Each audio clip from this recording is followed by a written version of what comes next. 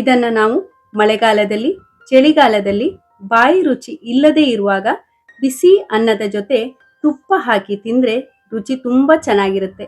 ಇವತ್ತು ನಾವು ಬೆಳ್ಳುಳ್ಳಿ ಖಾರವನ್ನ ಹೇಗ್ ಮಾಡುದು ಅಂತ ನೋಡೋಣ. ನಮಸ್ತೆ, ನಾನು ನಿಮ್ಮ ರಶ್ಮಿ. ಐತಾಳ್ಸ್ ನಳಪಾಕಕ್ಕೆ ನಿಮಗೆಲ್ಲರಿಗೂ ಸ್ವಾಗತ. ಮೊದಲು ಬಾಣಲೆಗೆ 1 ಟೀ ಸ್ಪೂನ್ ಎಣ್ಣೆಯನ್ನ ಹಾಕಿ, ಎಣ್ಣೆ ಬಿಸಿಯಾದ್ಮೇಲೆ ಖಾರಕ್ಕನುಗುಣವಾಗಿ ಒಣಮೆಣಸನ್ನ ಸೇರಿಸಿ ಸಣ್ಣ ಉರಿಯಲ್ಲಿ ಹುರಿಯಬೇಕು. ನಾನಿಲ್ಲಿ 5 ಒಣಮೆಣಸನ್ನು ಗರಿಯಾಗುವ ತನಕ ಹುರಿದುಕೊಂಡಿದ್ದೀನಿ.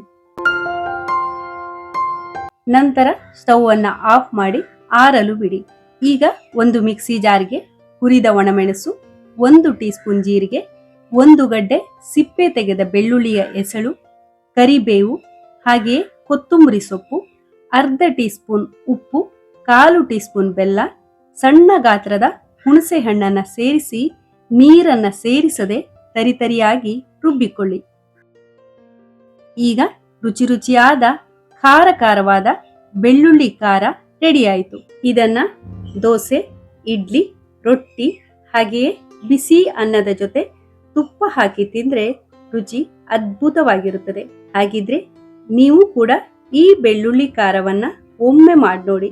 ಈ ವಿಡಿಯೋ ನಿಮ್ಗೆ ಇಷ್ಟ ಆಗಿದ್ರೆ ಲೈಕ್ ಮಾಡಿ, ಶೇರ್ ಮಾಡಿ, ಹಾಗೆಯೇ ನಮ್ಮ ಚಾನಲ್ಗೆ ಸಬ್ಸ್ಕ್ರೈಬ್ ಮಾಡೋದನ್ನ ಮರಿಬೇಡಿ. ಧನ್ಯವಾದಗಳು.